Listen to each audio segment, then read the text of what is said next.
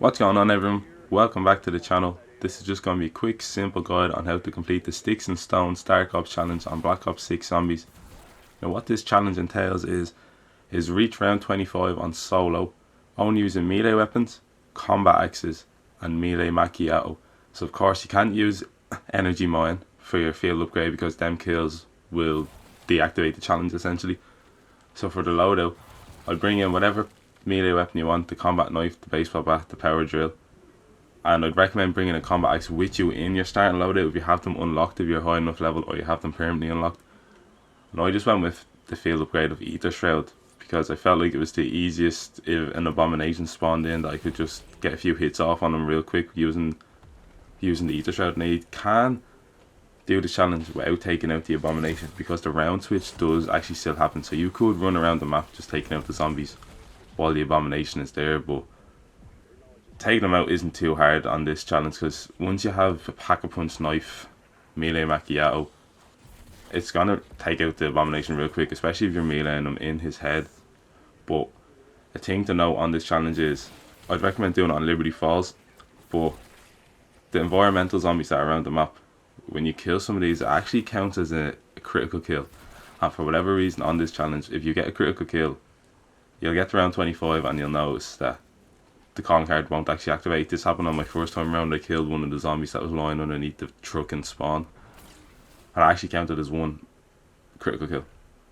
And I say, well, but I still got with melee, but it doesn't count as a melee kill. Another thing to be careful of is don't pick up any power drops. I only picked up a bonus points, but I think this is by accident. But if you pick up a nuke, it's actually not going to count towards the calling card as well. You're going to have to restart your game, and I know it can be quite tricky because you're meleeing the zombies a lot of the time, and you could melee and then pick up a nuke as he drops it when you melee them. So I'd be just watch out for them and don't use any traps either. I didn't use them in my game, I didn't try them out, but I just presumed that it wasn't going to count towards the calling card, so I didn't use them at all. I just used mainly the combat axe. The combat axe is going to be your best friend in this challenge. So obviously the only perk you're allowed is melee macchiato, so you're going to take quite a bit of damage going in towards the higher rounds, near around 25, so just be careful. I didn't buy any shield either. I wasn't sure whether I was allowed to buy shield. I just didn't do anything other than have melee macchiato, combat axes and a knife. That's the only things I've done on this challenge. It is actually quite a simple challenge to complete once you keep your distance from the zombies and you don't get caught up in a horde. That's why I had my Ether Shroud as well, in case I got caught up in any sticky situations and I had no combat axes to get me out of it, because the combat axe will one shot. I think it's one shot all the way up into unlimited rounds. I think it does one shot for every single round in zombies. So it is really good, and it's actually quite good at taking out 4 to 5 zombies at a time. Once you have them in the little train and you throw the combat axe at them, it will actually penetrate through the rest of them. The strategy I'd use mainly is training on top of the alumno, because when a mangler spawns in and it shoots this cannon at a car, if a zombie is close enough to that car, it can actually kill the zombie and it will ruin the whole challenge for you again. You'll have to start over. So there's no cars, any environmental stuff that can go wrong up on the alumno. I know it's quite not a tight area, but zombies spawn on every corner of it, so you just have to watch your back for the whole time. But all I was doing is I was crafting my combat axes, and obviously you can just pick them back up, but sometimes they were just getting thrown off the roof when I was throwing it through the zombies, so I just had to either jump down and pick them up or run down and craft a new one at the crafting bench just below the alumno. So just be patient. Like, I only have a green rarity knife, but I have a pack-a-punch tier 1 and it's still one shot on round 14. So it can take out zombies for a lot of rounds, but it just takes quite a bit of time. You see, for the abomination, he spawns in and I just activate my Ether Shroud and get behind him, and he's taking off a good chunk each melee. And you want to just keep doing this. Like, you can actually like ruin his animation. Like, if you jump on top of a truck outside of the bowling alley, you can animation stun him, so he's jumping up on the truck but he can't actually attack you, so you can get a few melees off on this as well.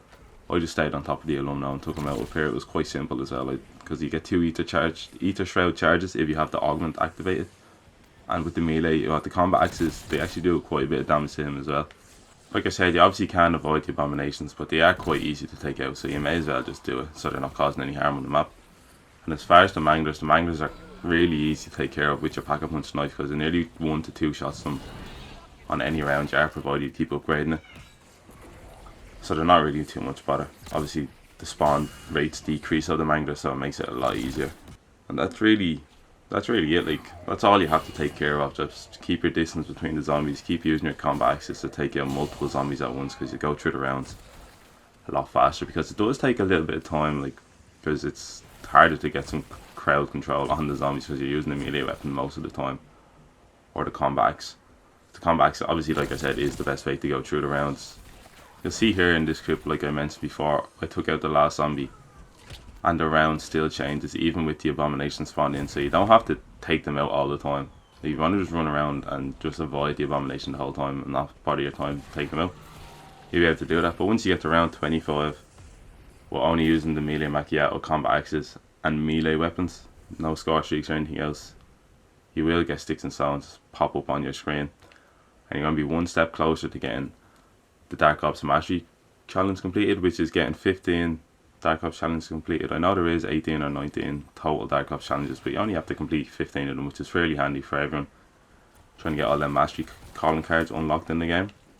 Now that's going to be all we have here. If you want to see more content like this in the future, feel free to drop a like and a comment on the video. Let's try to get the video up to 5 likes, it would be really appreciated. And feel free to subscribe if you're new to the channel around here, so you don't miss out on any videos coming in the future.